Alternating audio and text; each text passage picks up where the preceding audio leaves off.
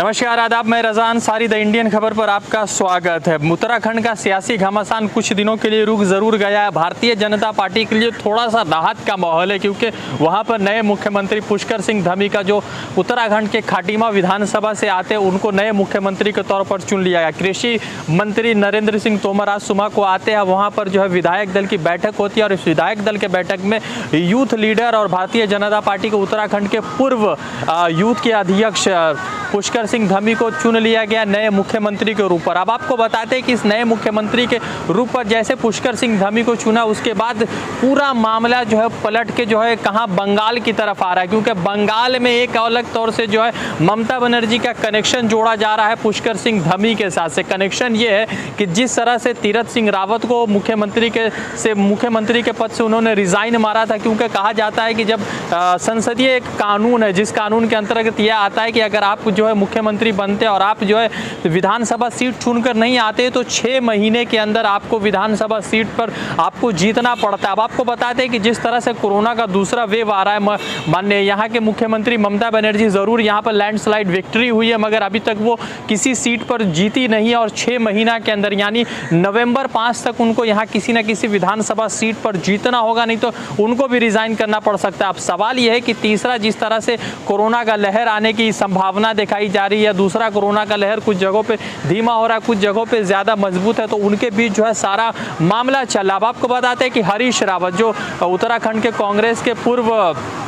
मुख्यमंत्री या पूर्व वहाँ के अध्यक्ष, उन्होंने कहा है कि ये जो सारा मामला है क्योंकि तीरथ सिंह रावत को जिस तरह से हटाया गया, उनसे रिजिग्नेशन लिया गया, तो सवाल ये उठ रहा था कि उनका जो है 6 महीना के अंदर यानी सितंबर तक उनको जो है विधायक बन के जाना था, मगर वो विधायक नहीं बन पा रहे क्योंकि इस तरह से जिस तरह से पैंडेमिक का पूरा मामला चल रहा है तो उसको जो है एक तरह पर पेश किया जा रहा है कि विधायक नहीं बन पाए और पैंडेमिक में बाईपोल इलेक्शन नहीं हो पा रहा है, इसी वजह से उनको चुना गया। मगर सवाल ये है कि ये तीरथ सिंह रावत व्यक्ति जो ये कहता है कि लड़कियों के फटी जीन्स पर सवाल उठा रहा था, जो ये कह रहा था कि 200 सालों तक अमेरिका ने यहाँ हिंदुस्तान पे राज किया, फिर उसके बाद उसका एक नया बयान सामने आया कि आईटीसीसी जो कोरोना का टेस्ट है सीटी पीसीआर वो करने की ज़रूरत नहीं है। तो उसके बाद जो है एक उनके जो भी विधायक है भाजपा के विधायक उत्तराखंड से, उनके अंदर जो है एक तरह का मामला जो एंटी इनकम्बेंसी का मामला चल रहा था और उसके बीच को लेकर जो हाईकमान है उनके खिलाफ लगातार जो है विधायक कंप्लेन कर रहे थे। 3 दिनों तक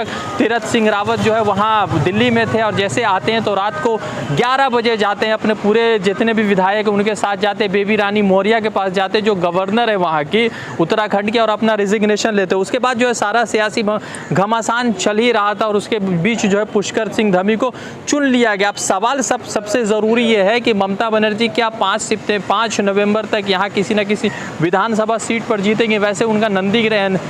नंदीग्राम का जो मामला है वो अभी फिलहाल कलकत्ता हाई कोर्ट में पहुंचा है। दूसरी तरफ जो है वो ऐसा भी जताया जा रहा है कि अपने पुराने सीट जो भवानीपुर का सीट है वहां से वो लड़ सकते हैं। वैसे आपको बता दें कि त्रिवेंद्र सिंह रावत जो पुराने मुख्यमंत्री थे और काफ़ी दिनों तक मुख्यमंत्री रहे उत्तराखंड के,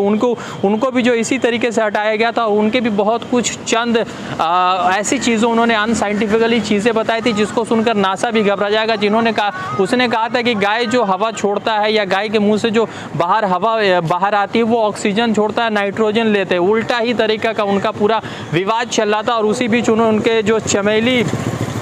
का इलाका आता है वहाँ से चमोली का एक इलाका आता है, वहाँ पर एक फ्लड आया था, सैलाब आया था, जिसके बाद जो है त्रिवेंद्र सिंह रावत को हटा दिया गया था। अब सवाल यह है कि पुष्कर सिंह धामी का मामला रुक तो ज़रूर गया है, मगर 2022 में जिस तरह से उत्तर प्रदेश का चुनाव होना है, 2022 में उत्तराखंड का चुनाव होना है, तो ये जो जिस तरह से सियासी घमासान कुछ